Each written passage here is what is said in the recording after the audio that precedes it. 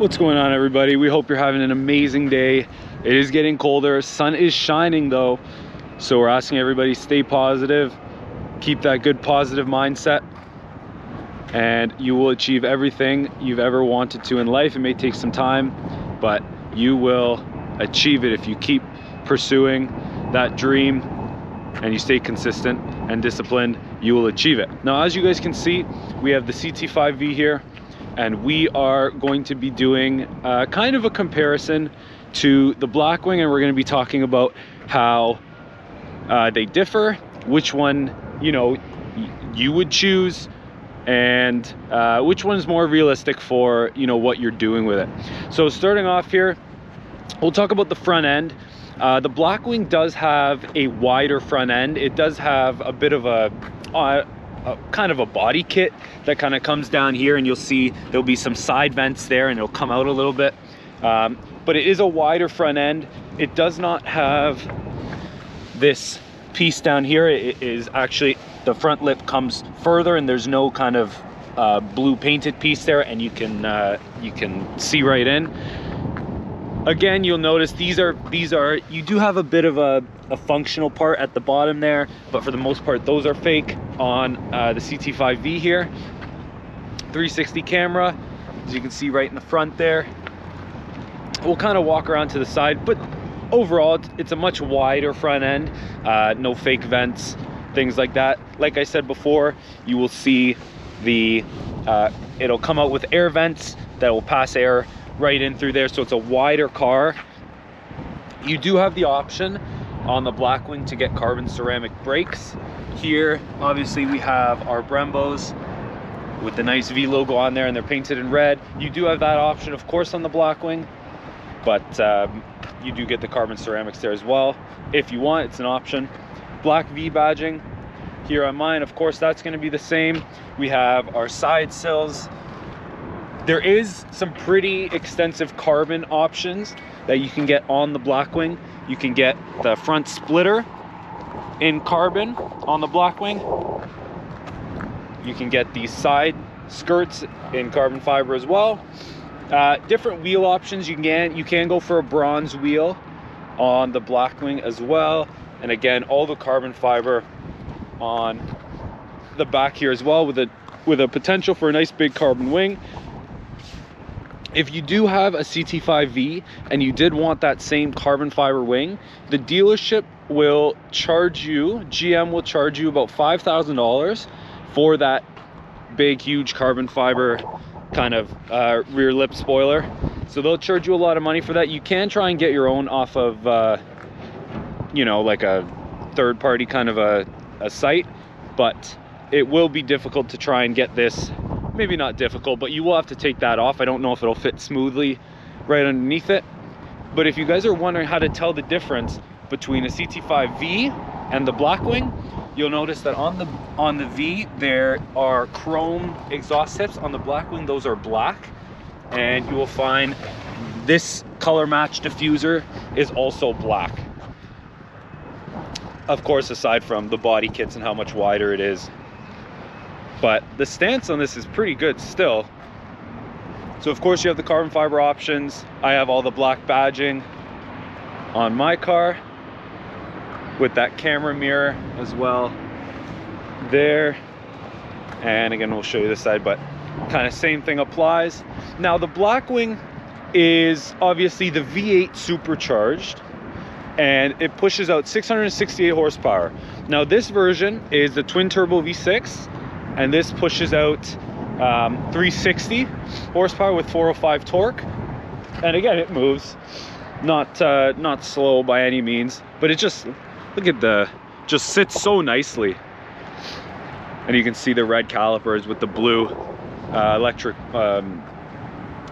blue color there. It just sits so nicely, has a really great stance to it.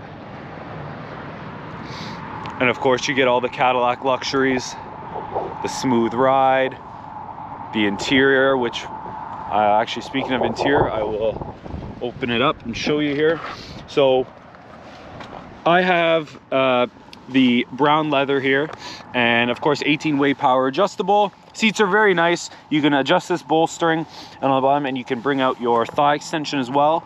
On the Blackwing, you will get the option for the carbon buckets, and of course these are just, you know, your sport bucket seat, but you do get the option for the carbon buckets, which makes this car really, really nice. And the seats are a lot lighter, but they are a carbon bucket, so it is maybe not ideal for your everyday driving, but again, I would do it. But it is, you know, if you're looking for that comfort, you will get them in this kind of a seat. You also have an option for that. And the steering wheel on the Blackwing will come down with some carbon pieces here, and you'll get a couple of knobs on either side, and those will be your mode selectors. And it's a much nicer carbon fiber. This is a very nice steering wheel, but it'll give you a little bit of carbon fiber down in there, and you will have the option for those dials where you can adjust the modes and things like that. Other than that, the interior is very similar as far as the dash and displays and everything go. You still get your heads-up display, of course. You know, in this car you'll still get the 10-inch infotainment screen there with the full digital display as well. You get your carbon fiber running throughout the car here with the brown leather. So other than that, it is pretty well the same. Of course, you can get your sunroof on both models, and that is kind of the gist. And I have the red seat belts as well, which again is another option, but that is kind of the gist of that. Now the question is, while I get inside here, should you buy the Blackwing or should you buy the CT5-V series? Now the question is based on a few factors. I am daily driving this car, so for me it is not ideal. And of course, if I had the money, you know, and I could spend the money on gas, absolutely, I wouldn't be having this conversation with you.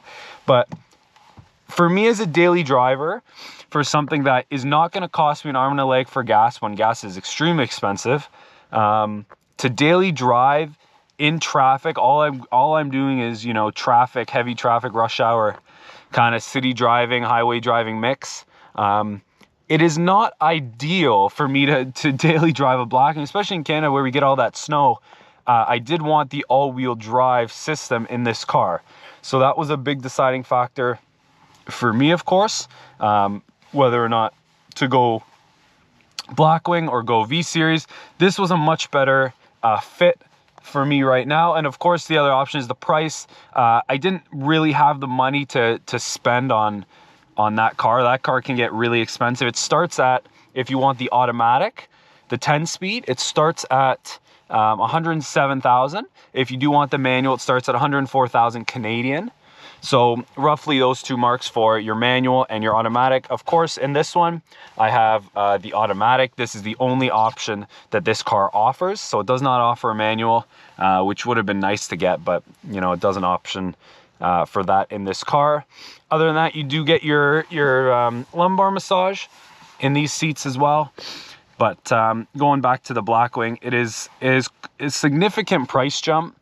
And it will be just costly all the way around. And when you're, you know, you only have one car in Canada, it's not ideal to just have a Blackwing as your only car, especially with all the snow and cold weather that we get. I don't really want to drive that car in the snow, going to work and things like that. But it is, so this car is a much better fit for right now. Of course, you know, if you have the money and you want to do it and you live in a place that's warm all the way around, I could see it for sure. But in Canada here, if it's your only car, it's a bit of a tough decision when you have to go through all the snow and everything. Like, if you can work from home, great, you know, and you don't need to go out in the winter, but you know, eventually you have to go get groceries or something like that. So unless you can use, you know, your partner's car or whatever, it is another, but it's up to you really on what you want to do. This is it's supposed to be an informational video just to provide you with the, you know, facts, what made my decision and things like that. But overall, the Blackwing is an amazing car, and of course, you know, it's a dream car for me as well. So it is something that I would work up to for sure. But it is just the presence that car has on the road is insane. There's actually, in my area, there's actually a I've been seeing a couple of Blackwings around, and they just, you know, and they'll give a wave, and so it's a very nice community that you're in, being, you know, in the kind of the V series Cadillac community, I guess, if you will. And those cars, the road presence on those cars looks insane. They sound incredible. This car does too. This car sounds incredible too, for what it is, but the V8 and the burbles you get on the Blackwing are just incredible, and it sounds amazing. So let me know what you guys think of this video. Drop your comments down below. If you have any comments on the Blackwing or on the V series, do you have the V series? Do you have the Blackwing? Let us know how you like either, and let me know if there's any changes, or, you know, if you're leaning one way or the other, if you're in the market. Let us know down in the comments below. But without with saying that, guys, that'll wrap up today's video. If you did enjoy the video, please smash that like button and subscribe if you are new. We have a ton of new informational content coming out, so stay tuned for that, guys, and we will see you all in the next video.